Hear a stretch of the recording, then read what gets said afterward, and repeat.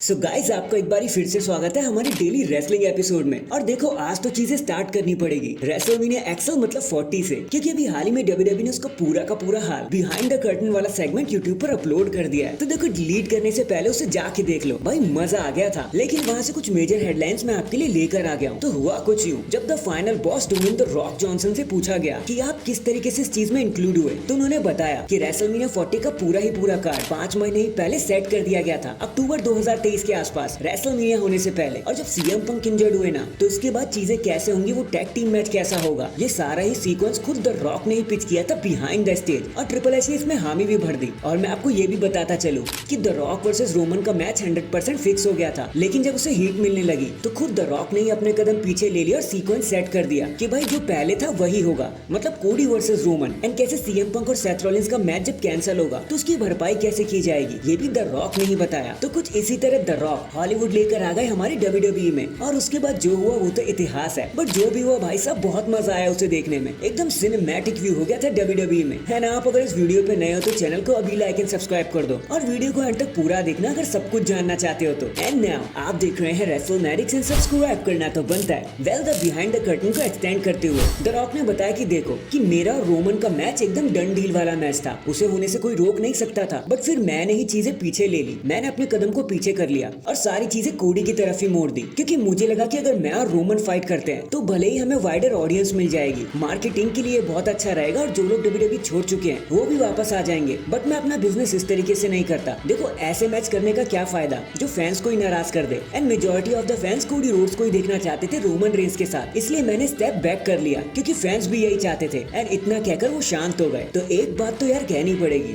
There is a reason कि क्यों the rock को सब द ग्रेट वन बोलते हैं। वो खुद से पहले ऑडियंस की सुनते हैं और एक असली चैंपियन यही करता है, बाकी सब तो देखो इतिहास ही है। Hashtag the real final boss. Next WWE के एक्सपर्ट डेव मेल्जर ने एक इंटरव्यू दिया और बताया कि देखो मुझे लगता है ना कि रोमन रेंस एमआईटी भी 2024 में ही वापस आ जाएंगे और सोलो सिकोवा को क्रॉस करवा देंगे ताकि कोडी रोड्स एंड टीम को विक्ट्री दी जा सके एंड पॉल हेमन का बदला भी लिया जा सके। इसे एटलीस्ट सोलो वर्सेस रोमन की राइवलरी को तो एक स्पॉट मिल ही जाएगा। बट वहीं पर आई थिंक कि अगर ये चीज समर स्लैम में होती है जब कोडी वर्सेस सोलो का मैच होगा, तो अगर तब रोमन रेंस रिटर्न करते हैं और उनको क्रॉस करा देते हैं तो चीजें थोड़ी और ज्यादा सेंस बनाने लगेंगी। बट वन वे और दी अनदर इन 30 दिनों में हमें रोमन रेंस देखने को पक्का मिल जाएंगे, लेकिन वो कब और कैसे रिटर्न करेंगे इसका जवाब भी हमें इन 30 दिनों में मिल जाएगा। वेल गाइस, कोई और कहता तो शायद हम इसे फॉर ग्रांटेड ले लेते, लेकिन डेव एक बहुत बड़े एक्सपर्ट है, उनकी बातों में बहुत ज्यादा ऑथेंटिकेशन होती तभी वो कुछ बोलते हैं। तो अब तो मनी इन द बैंक पर सबकी डीप नजर होगी, क्योंकि वहाँ के लिए हमारे रोमन रेंस जो रूमर हो रहे हैं। इसके बाद ज़ीला फातू जो समोन फैमिली के सबसे यंगेस्ट मेंबर है, तो उनसे जब पूछा गया कि अब आप आगे क्या करना चाहते हो,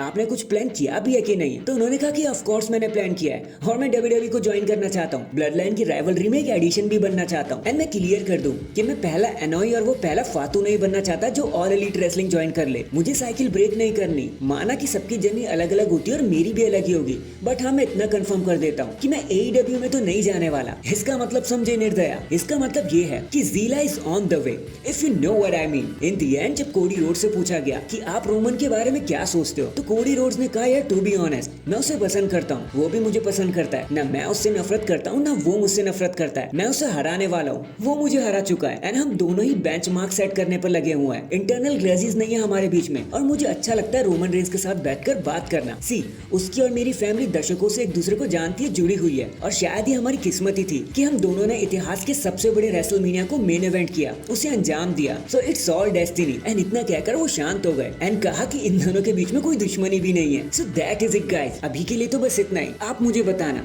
ये जो भी कोडी रोड्स ने कहा कि कोडी और रोमन के बीच में कोई दुश्मनी नहीं है, क्या आप भी यही बात मानते हो या फिर कोडी ने ये अच्छा रहने के लिए बोल दिया? कमेंट करके जरूर बताना। एंड चैनल पर नया है तो चैनल को जल्दी से लाइक एंड सब्सक्राइब कर दो। बाकी मैं मिलता हूँ आपसे किसी और अपडेट के साथ। तब तक के लिए अपना ख्याल रखें और खुश रहें।